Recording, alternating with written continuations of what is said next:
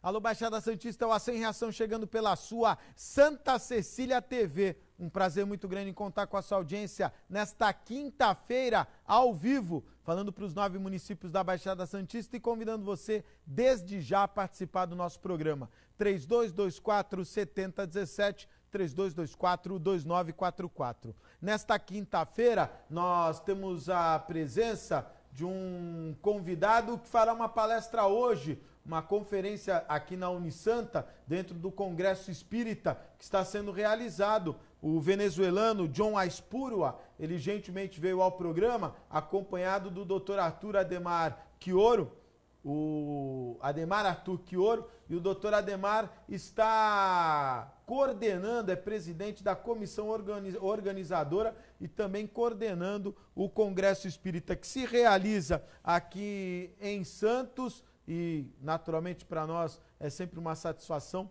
poder trazer 2 convidados que vão tratar de um tema que até na novela da Globo faz um sucesso danado, que é o tema espírita, o espiritismo, e o John vai falar hoje sobre reencarnação. John, boa tarde, obrigado pela participação. Eu comentei com uma das colaboradoras com o Congresso, a minha amiga Eneida, que há 12 anos atrás você esteve no programa aqui, né, quando o Congresso se realizou em Porto Alegre. Em efeito. Eu gostaria de saber o que mudou nesses 12 anos. De Porto Alegre até Santos, o movimento espírita cresceu, se fortaleceu. O que mudou? Boa tarde, obrigado pela participação.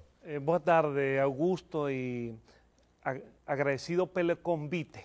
Eu vou falar em espanhol devagar, lentamente, para permitir una mejor expresión, pero en verdad hoy en día nuestros amigos brasileiros comprenden bien cuando hablamos en español y lo hacemos tranquilamente. Es verdad. Sí, agradecido por la invitación, Augusto, y un saludo muy afectuoso a los amigos de la audiencia de este programa con un nombre tan apropiado, que dice tanto de los temas que acostumbramos a hablar, la acción y la reacción. En este caso el tema espiritual de la reencarnación. En efecto, estuvimos aquí hace 12 años y tuvimos el placer de conocerte y conversar en aquella ocasión con motivo de un Congreso Espírita Panamericano que también se realizó aquí en Brasil, igual que ahora lo estamos realizando en esta ciudad de Santos, Congreso número 21. Y en estos años no podríamos decir que hay cambios, modificaciones inmensas, porque el movimiento espírita va creciendo lentamente, pero de manera sostenida. Es porque la idea espírita es una idea filosófica, con bases científicas, de consecuencias éticas, humanísticas, que realmente invita a la reflexión, invita a entender las cosas por la vía del conocimiento y también a practicar en la vida una ética positiva, solidaria, fraterna.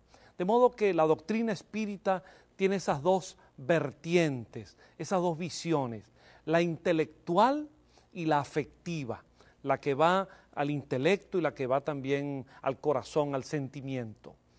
En estos años, el movimiento espírita en Brasil, que es el mayor país espírita del mundo, y en otros lugares de América y de Europa, el movimiento espírita va avanzando, va conquistando inteligencias, va logrando una mayor audiencia.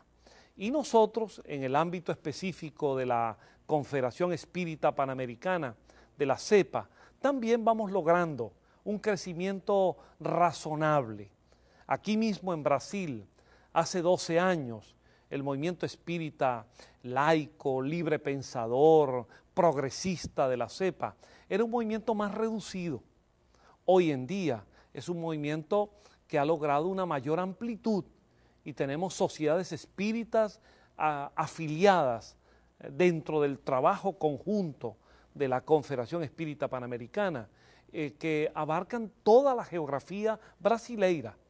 El mismo hecho de realizar este congreso en Santos y encontrarnos con líderes espíritas que representan casas y sociedades espíritas desde el nordeste de Brasil, pasando por Río, São Paulo y hasta Porto Alegre o Florianópolis o Cuiabá y otras ciudades y estados de Brasil, demuestra que el mensaje espírita en general es un mensaje que logra cautivar por su calidad intelectual, por su honestidad, por su sentido ecuménico, de amplitud, de tolerancia, y también porque es una invitación a una práctica humana positiva para mejorar el ser humano individualmente y para contribuir a que la sociedad sea también mejor.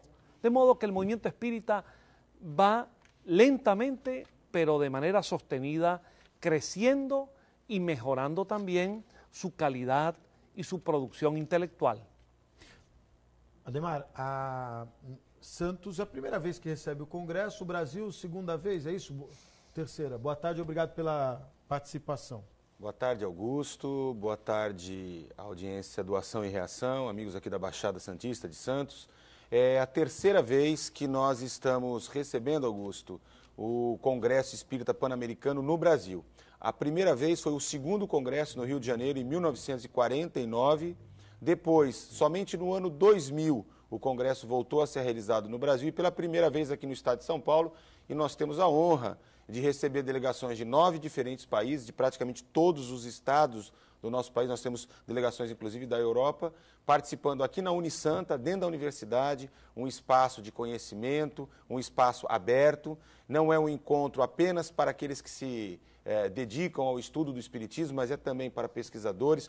Nós temos professores do ITA, professores da Escola Politécnica da USP. Hoje tivemos 2 conferências com professores da Escola Politécnica, da Poli, né, da USP. Vêm pensadores apresentar os seus trabalhos. Então está sendo um evento muito interessante que a nossa cidade de Santos consegue proporcionar. Até porque, Augusto, Santos tem uma importância muito grande em vários movimentos culturais do nosso país. Nós temos aí, desculpa, mas eu vou ser um pouco bairrista, né? Não sei se porque amo demais a cidade onde nasci. Nós temos os nossos problemas, temos as nossas dificuldades, mas nós temos muitas contribuições do ponto de vista cultural, filosófico, político, esportivo nesse país, né? Não é toda a cidade que tem um Santos Futebol Clube, que tem um Pelé, que tem um Neymar, mas também é aqui que se produziu grandes lideranças espíritas. Nós temos instituições muito sólidas, grandes pensadores que têm dado uma contribuição não só ao espiritismo brasileiro, como em todas as Américas e mesmo para a Europa. E, portanto, a Santos é uma cidade que não é uma capital, mas que recebe um encontro com mais de 400 congressistas, como eu disse, né, de 9 diferentes países, e que está sendo um verdadeiro sucesso e que ainda vai permitir algumas atividades abertas para a comunidade de Santos que tiver interesse poder participar, porque ele só se encerra no domingo, no dia 9. E olha, só para lembrar, o site do Congresso, www.congressocepa 2012, tudo junto.com.br. Você coloca no ar, Camila, por favor, Congresso Cepa, não é? 2012.com.br. E no site você encontra toda a programação, não é isso? E ainda pode se inscrever para algumas dos debates. Claro, claro. Ainda estão abertas as inscrições. Nós começamos, a abertura foi ontem à noite, aqui na Unisanta. Tivemos já a primeira mesa redonda hoje pela manhã, mas os trabalhos continuam. O que tratou hoje de manhã? Hoje nós tratamos da teoria da reencarnação sobre diferentes aspectos, ou seja, divergências e singularidades da teoria espírita da reencarnação com outras correntes filosóficas. Então vimos a reencarnação nas teorias, na cultura oriental, a teoria na cultura ocidental, a contribuição dos pensadores anglo-saxões E o professor Mauro Espínola, professor da Escola Politécnica da USP, um grande pensador espírita, apresentou a teoria espírita na visão kardecista. Então foi uma primeira mesa redonda para fazer um referencial teórico, conceitual, e a partir daqui agora vão sendo aprofundados. Já também temos os trabalhos livres, né? São 40 trabalhos inscritos por autores de várias partes, de vários países, que foram selecionados para apresentar suas contribuições. E os participantes escolhem, naquela rodada, qual é o trabalho que ele gosta mais, o tema que mais lhe interessa. Então está sendo muito rica essa diversidade de apresentação de temas. Fazer duas considerações. Uma, vai entrar durante o programa o site, não é? congressoscepa2012.com.br, para as pessoas acessarem. E quem estiver vendo no GC Arthur Quioro, e eu estou chamando de Ademar, não é porque eu sou um apresentador displicente, é porque, na verdade, é o doutor Ademar Arthur Quioro, mas eu não vou conseguir, depois de tanto tempo, mudar aqui vou chamar sempre como Ademar, né? Mas eu não tenho transtorno bipolar com o nome não, viu? Eu atendo aos dois. Você sabe que outro dia nós estávamos conversando, eu estava conversando com uns amigos e nós estávamos falando de saúde, e estavam falando do doutor Arthur, que era de Santos, e eu falava, caramba, doutor Arthur, não conseguia ligar o nome à pessoa. Aí quando eu falei, qual o sobrenome? Quioro. Eu conheço por Ademar. A vantagem é que eu não sou candidato, porque se fosse candidato ia ser uma confusão danada, eu ia arrumar voto para o outro, né? É verdade, ainda bem que você não é candidato, ainda bem, porque ia dar uma confusão. Olha, você falou que hoje o primeiro tema foi a reencarnação, e a sua palestra hoje, aqui na Unisanta, que inclusive é aberta, não é? Efetivamente. Você não precisa se inscrever no congresso para poder assistir a palestra do John, às 19 ou 19h30? 19h30. 19h30, 7h30, aqui no auditório da Cesário Mota, número 8. Nós vamos falar de reencarnação. Sí, Augusto. Esta noche el tema central del Congreso todo es la reencarnación. Okay. Como decía Ademar, desde distintas perspectivas históricas, filosóficas, científicas, morales. Hay trabajos en el Congreso muy variados. Por ejemplo, visión histórica de la reencarnación, desde las culturas milenarias de la antigüedad, desde los Vedas, o las culturas de las religiones de Asia, o de los movimientos filosóficos occidentales esotéricos, por ejemplo. La reencarnación desde el punto de vista de su visión filosófica, la vida después de la muerte, lo que significa la reencarnación en cuanto a la psicología humana, la personalidad, la visión experimental de la reencarnación.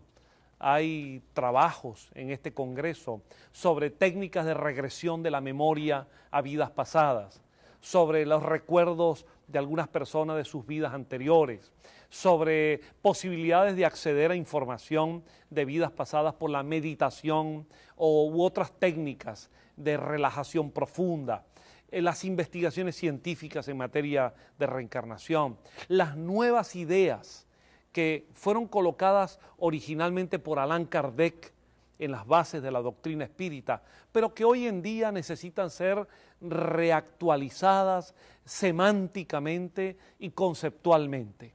Entonces, hoy en día ya no se habla en materia de reencarnación, de pagar deudas, de karmas, sino una visión mucho más progresista, evolutiva, de las consecuencias naturales de la acción y la reacción.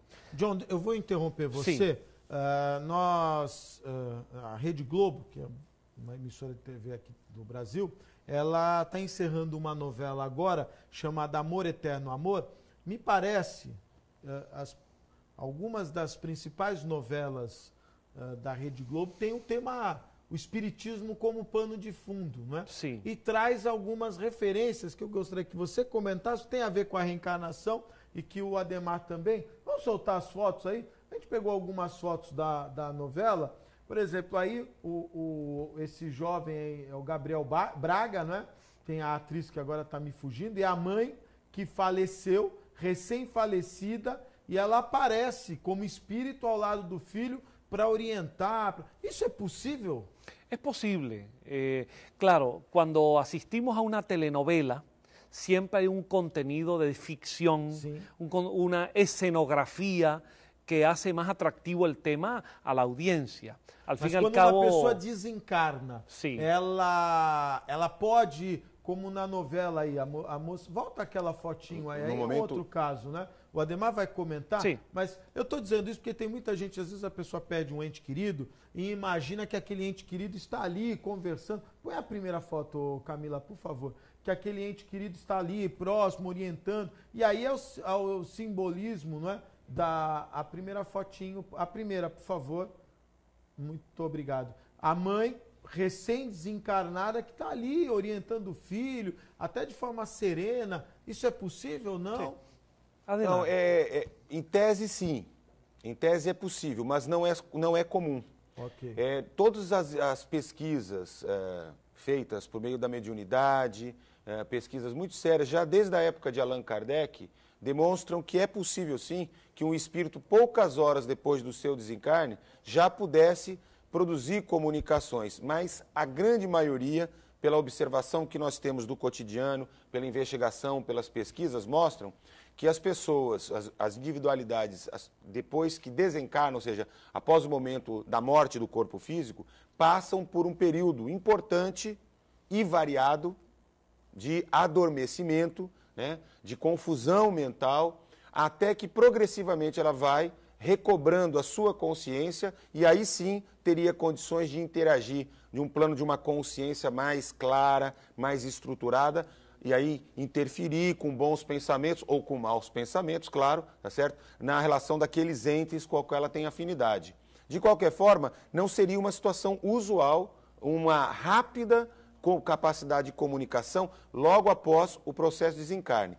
Também varia, Augusto, isso o John à noite vai explorar na conferência que ele vai fazer, muito das condições do desencarne e das condições da pessoa que desencarna. Por exemplo, se há um desencarne traumático, uma morte traumática por um acidente automobilístico, por um acidente de um tiro, né, uma coisa inesperada, há uma tendência de uma demora mais importante para recobrar a consciência no mundo dos espíritos, chamado mundo dos espíritos. Já uma morte que vai se desenvolvendo como um processo em que há um preparo, em que há uma prolongada enfermidade, dá condições àquela pessoa também de um certo preparo para a morte, mas sempre depende muito das condições intelectuais e morais da pessoa que vive aquela experiência. Ou seja, quanto mais ela é preparada para a morte, a gente que vive a vida e que às vezes passa o tempo inteiro sem pensar na morte,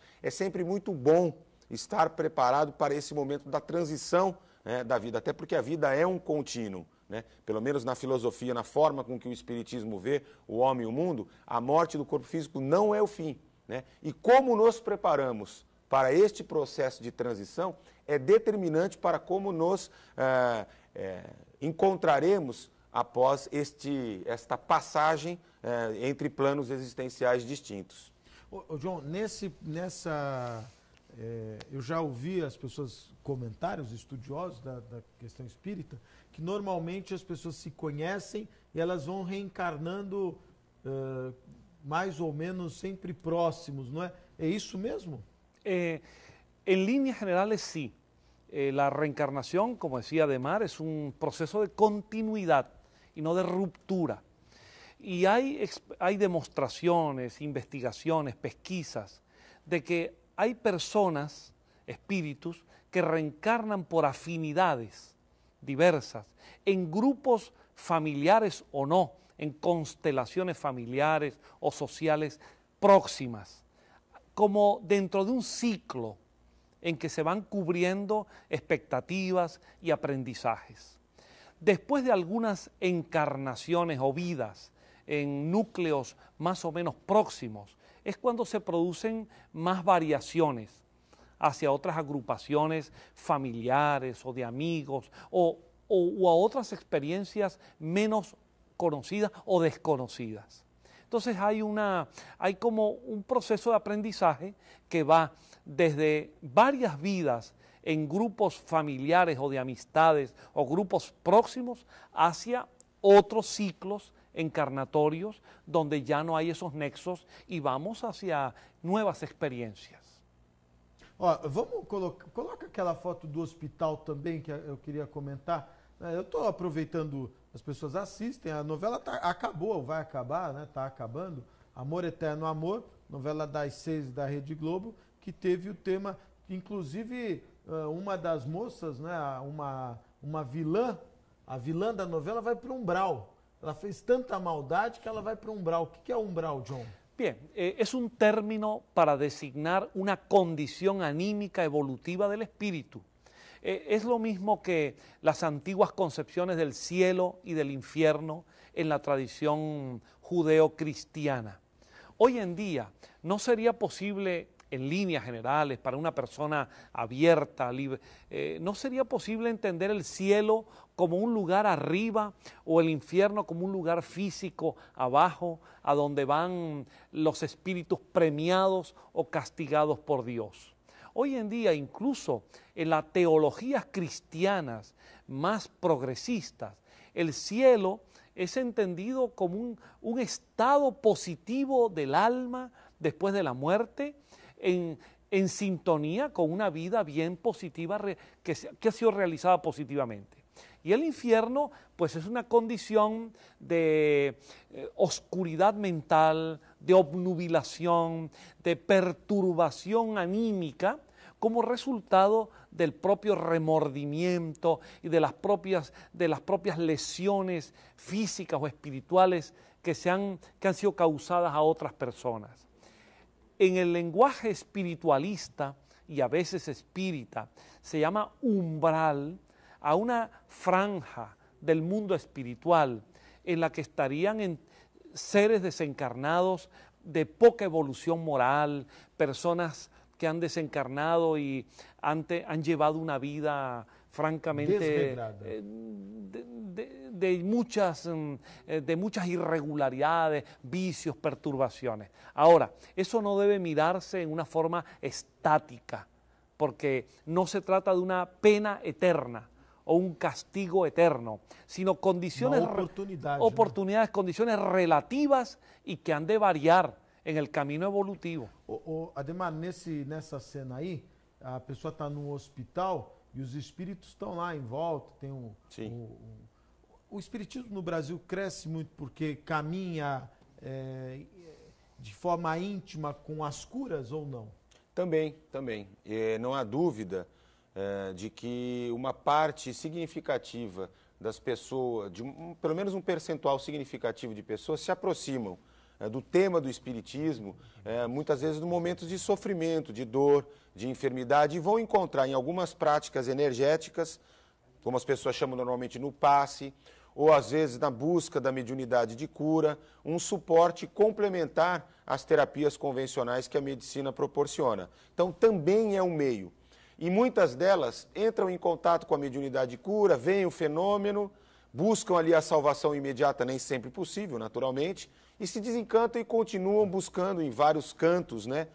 Aliás, não só a salvação das suas doenças, mas muitas vezes a prosperidade econômica, né?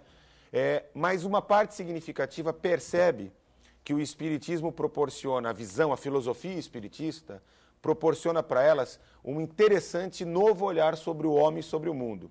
A partir de 4 coisas que eu considero fundamentais, Augusto.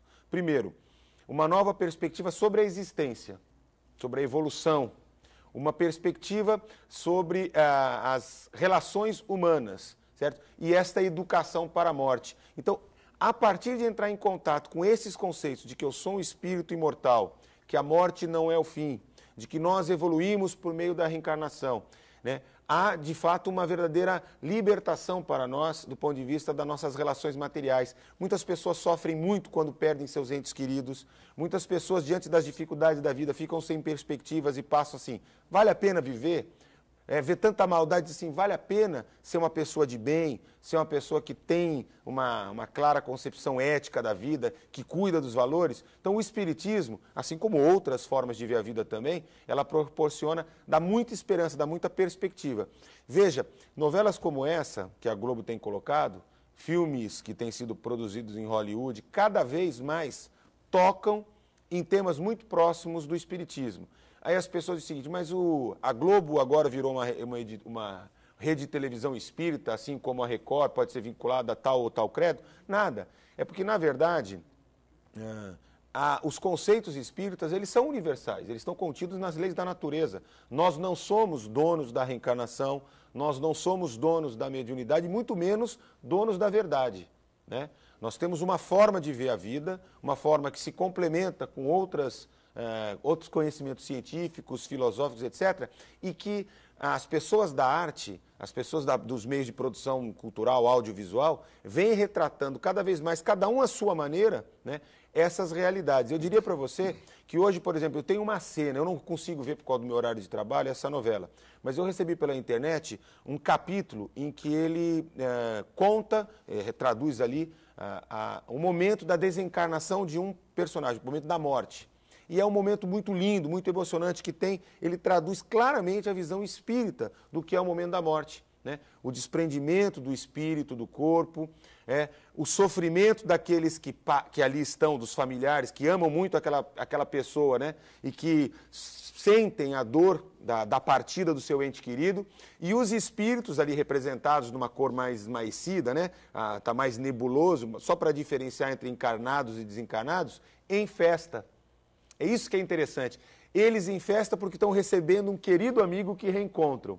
E os que aqui estão chorando, tristes porque estão perdendo. Ao mesmo tempo, nas maternidades dos hospitais, nós recebemos aqueles que chegam em festa, que criança linda, comemoramos. E lá no mundo dos espíritos, onde eles estão convivendo naquele momento, eles estão tristes porque é um novo ciclo. Mas assim é a vida, né?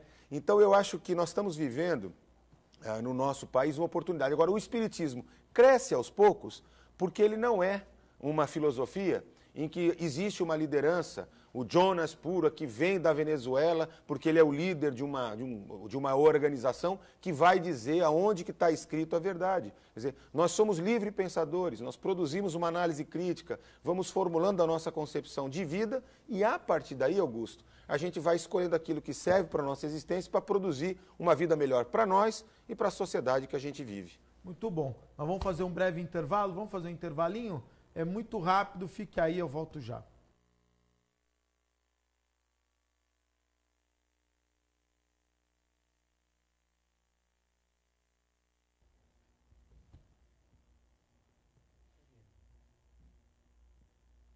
Não, nada, depois eu te falo. Esta emissora transmite ela 24 horas? 24 horas. Ele repete 3 vezes esse programa? Não, é 2 vezes aqui e uma numa outra emissora. Não. Não. Você está pondo o site? Tá ótimo.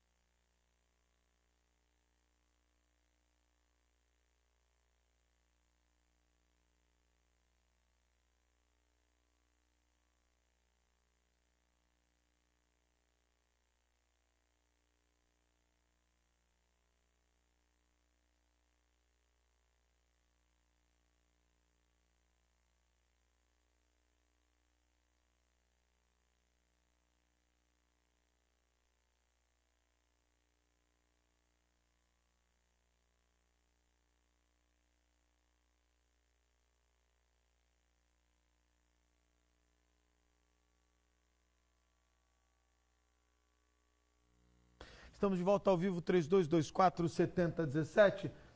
Antes de eu dar os meus recados, eu quero registrar aqui uma correspondência de um telespectador de Cubatão, o Silvio Soares. Ele é presidente do PHS de Cubatão, e ele está manifestando aqui, dizendo que no dia 4 de setembro, portanto, anteontem, às 7 da noite, teve uma reunião dos integrantes do PHS de Cubatão, e havendo número legal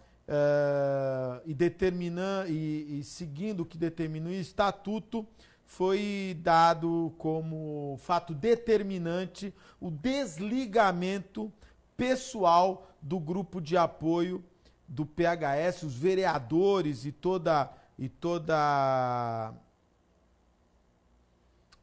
o apoio dos candidatos a vereador e da executiva. Eles estão se desligando do apoio a Márcia Rosa e estão manifestando apoio ao candidato Ney Serra.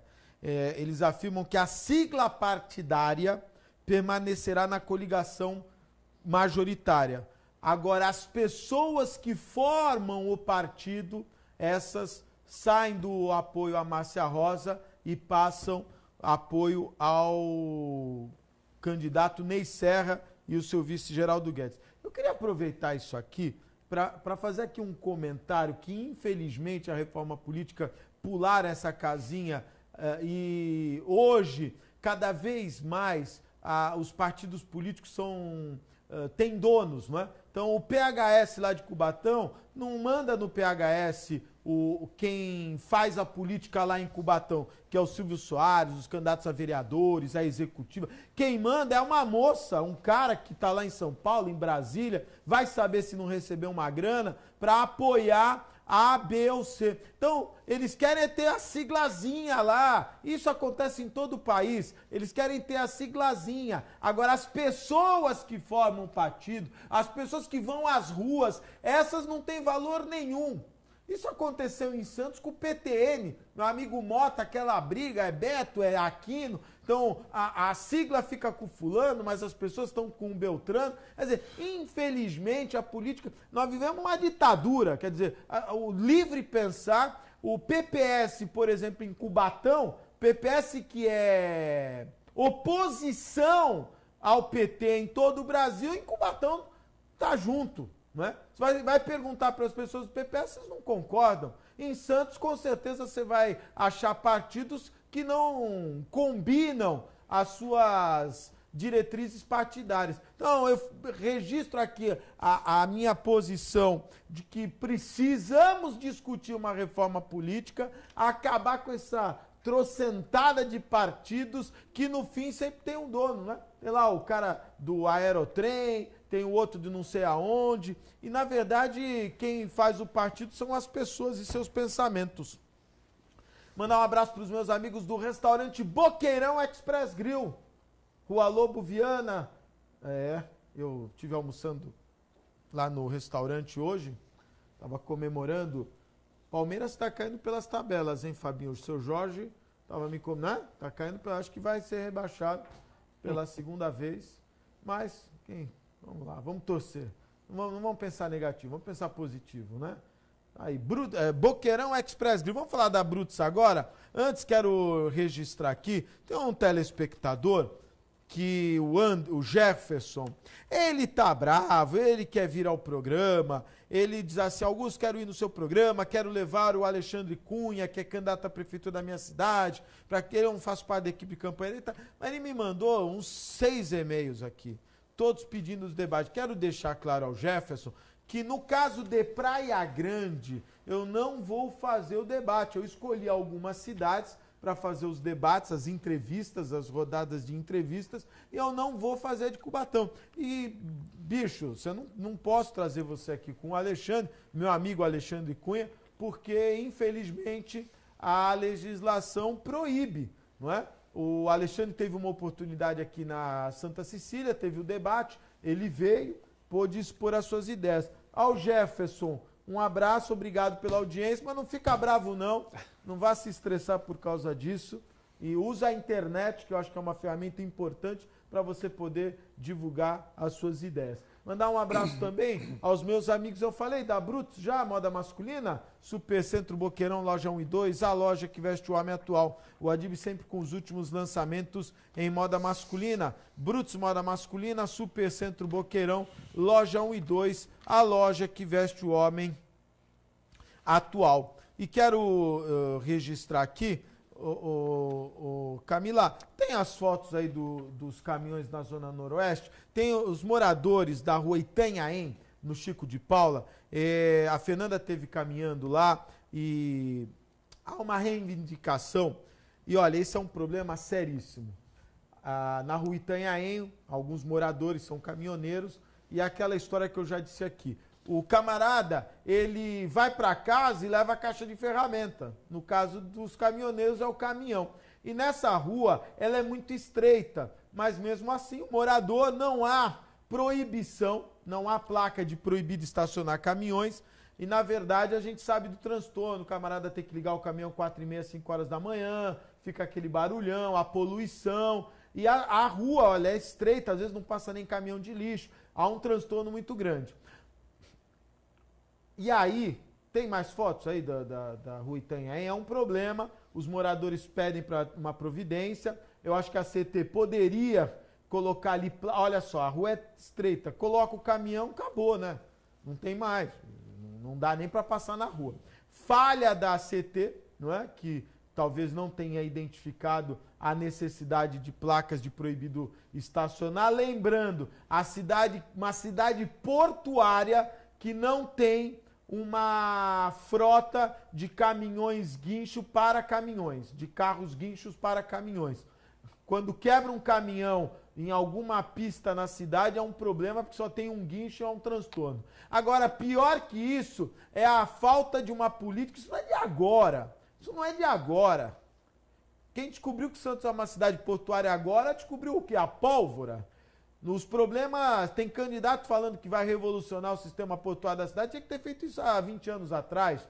Na verdade, o que falta é uma política, primeiro, um estacionamento de caminhões público, porque nós temos muitos moradores da Zona Noroeste, e olha, ontem dito pelo secretário aqui de Praia Grande, 42% das pessoas que estão indo morar na Praia Grande são de Santos. Quase que... Pode deixar essa foto. Mostra aquela foto que a rua é mais estreita. Deixa aquela foto que mostra que a rua é mais estreita. Falta aí uma política de um estacionamento público aonde a pessoa deixa o caminhão, não seja extorquida, e aí ele vai para casa de bicicleta, ele vai para casa de moto, com seu carro, a pé, ou se utiliza do sistema coletivo de transporte, mas não levar o caminhão para casa. Por quê? Não tem onde deixar o caminhão, o tarifário de hospedagem dos caminhões é caro, não tem vagas. Aí, uma cidade como Santos, que deveria já ter investido num estacionamento público de caminhões, o Chico de Paula sofre, a Fernandinha Vanucci me trouxe essa reivindicação, passo aí, a rua Itanhaém, no Chico de Paula, quem sabe o pessoal da CT melhora a situação da maioria dos moradores que sofrem com o estacionamento de caminhões.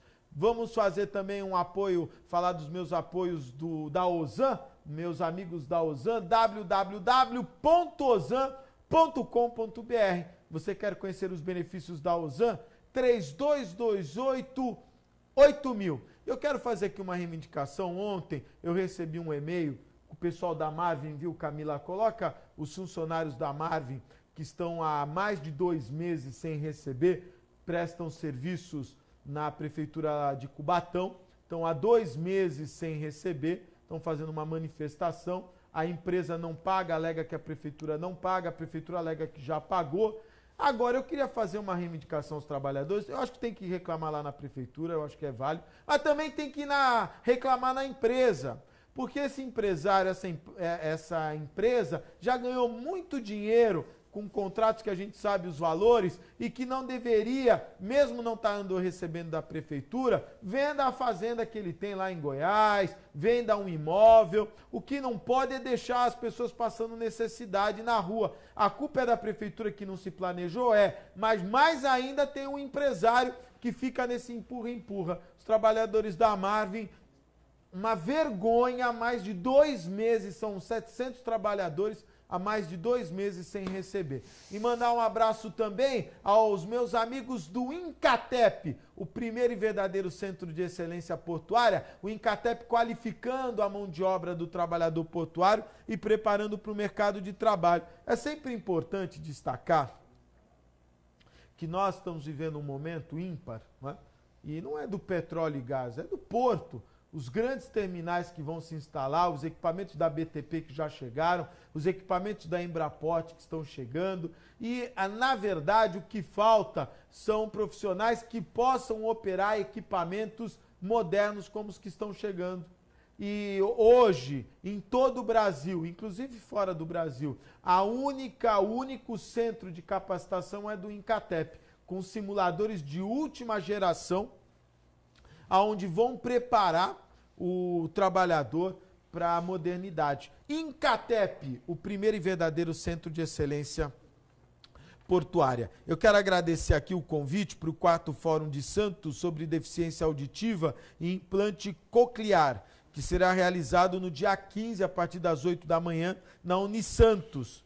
O evento é gratuito e destinado aos profissionais da saúde e educação. Quero agradecer aqui o convite, muito obrigado. Um evento importante que discute aí a deficiência auditiva. Quem também nos apoia, o Jornal da Orla e o Diário do Litoral. Essa grande parceria, você comprando o Diário do Litoral em qualquer banca, você ganha hoje, quinta e domingo, comprou o Diário do Litoral, você ganha o Jornal da Orla. E o Jornal da Orla e o Diário do Litoral estão com uma promoção sensacional. Tem um cupom no Diário do Litoral e você pode recortar esse cupom que está impresso no Diário do Litoral e deixa com o seu jornaleiro e vai concorrer a viagens a Buenos Aires, viagens a Paraty, Ubatuba, máquinas fotográficas, enfim, uma centena de prêmios. Jornal da Orla, Diário do Litoral, a parceria que deu certo. Nós vamos fazer um breve intervalo no Ação em Reação, é muito rápido, fique aí, eu volto já.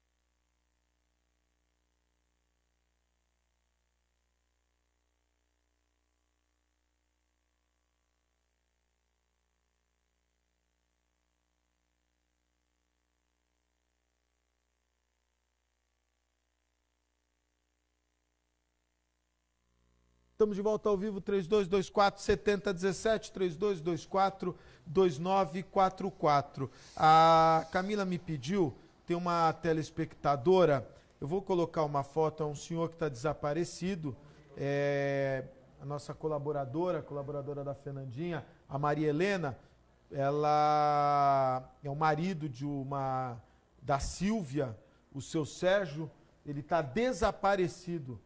Se alguém se alguém tiver alguma informação, puder colaborar, tá aí. Conhece o Rubinho? O Rubinho já foi dar uma olhada, o Rubinho que anda muito na Zona Noroeste. Tá aí. Muito obrigado.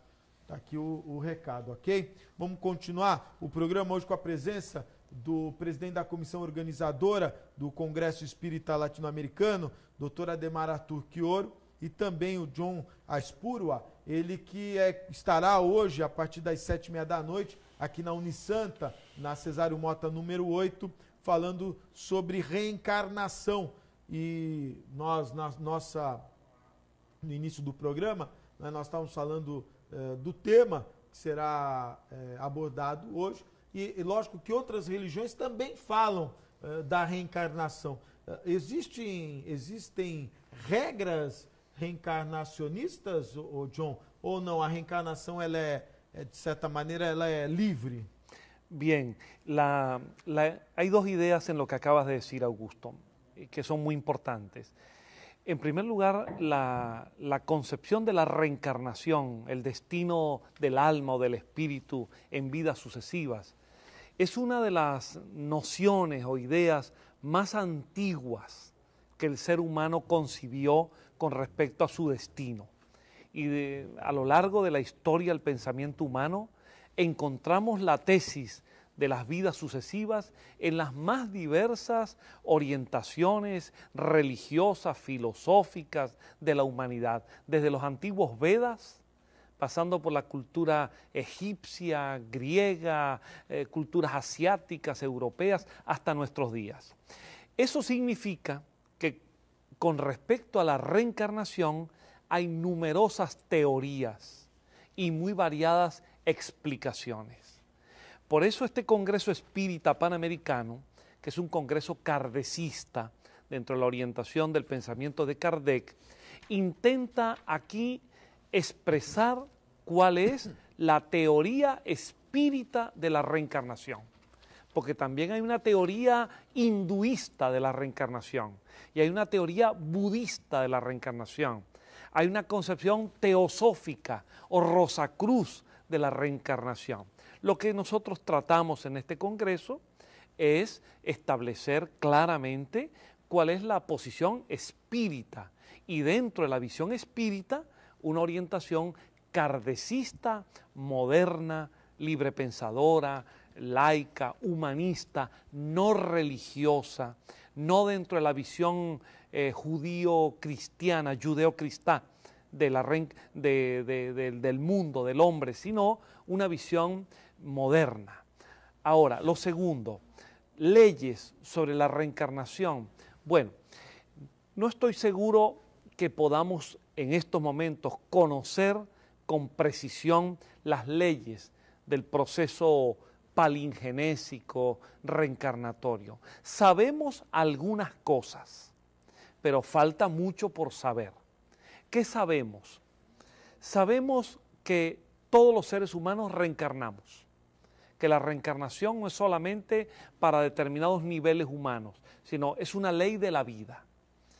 Sabemos que la reencarnación es un proceso de evolución ascendente, por lo tanto no hay en la visión espírita y en el sentido común aquella noción de transmigración, de que el espíritu podía, una vez como castigo, podía regresar a formas de animales.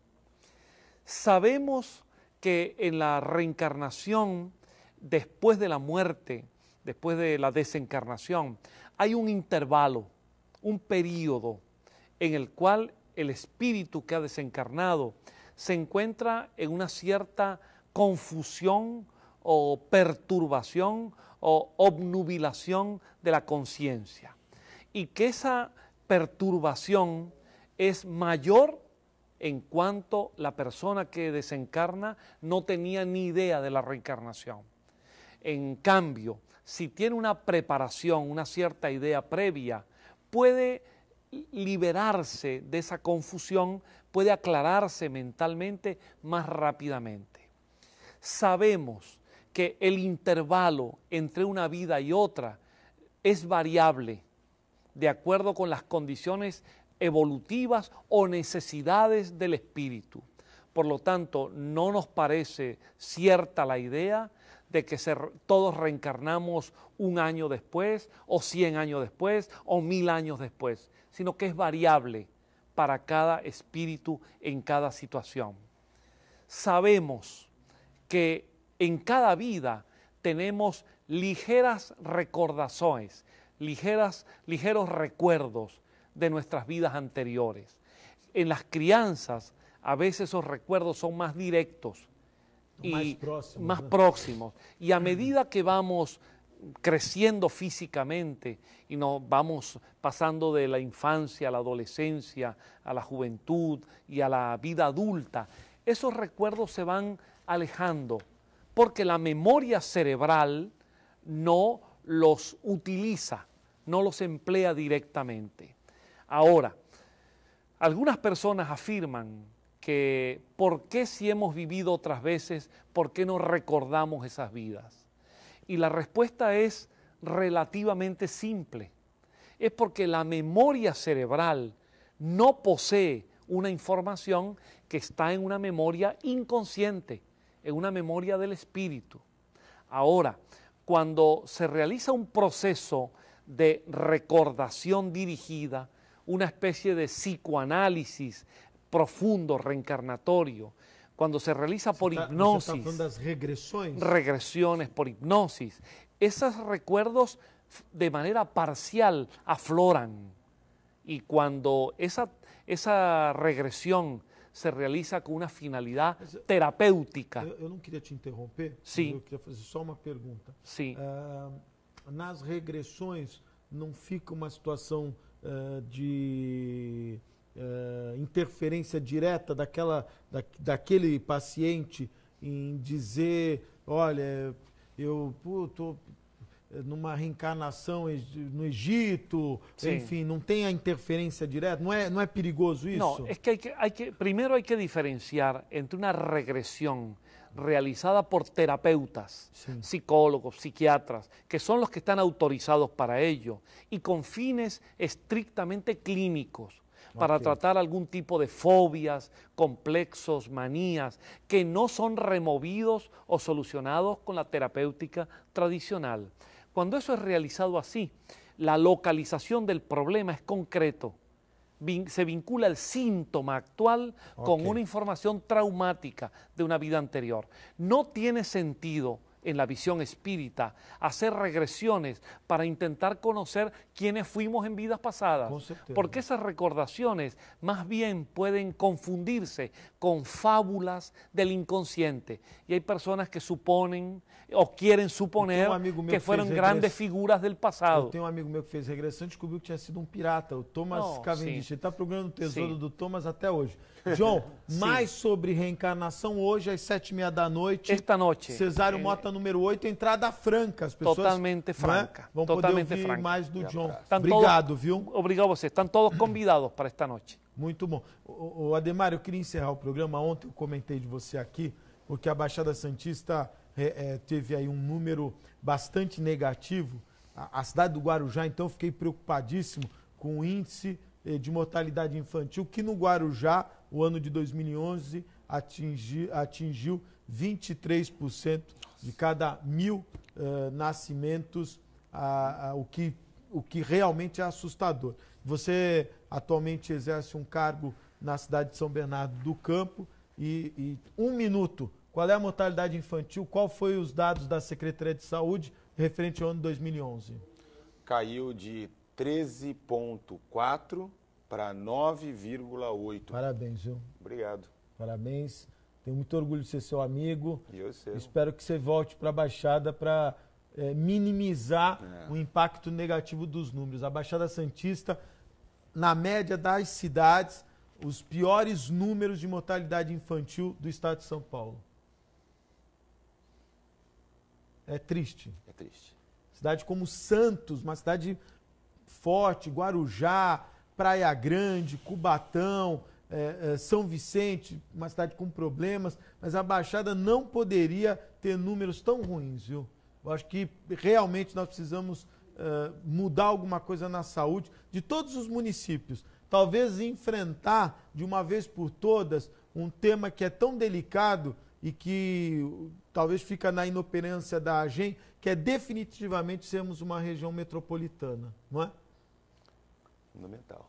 Vamos trazê-lo para falar sobre isso, viu? Aí a gente conversa sobre isso. Não é? Para não confundir os circuitos, mas eu acho que é um tema. Eu lembro que nós temos uma trajetória de diminuição da mortalidade infantil na década de 90, importante, que nós vivemos aqui na Baixada como um todo, que foi interrompida e com agravamento. É preciso olhar com muito carinho resgatar o que está acontecendo. Isso. Muito obrigado pela sua participação e achei importante registrar, porque nós precisamos, em todas as cidades da Baixada Santista, precisamos mudar, alguma coisa está errada, precisamos identificar o que é, precisamos mudar. Muito obrigado pela sua audiência. Amanhã, feriadão, mas todo mundo aqui alegre, feliz, trabalhando, com muita alegria, de forma contagiante. Muito obrigado pela audiência, até amanhã, se Deus quiser e Ele há de querer. Tchau.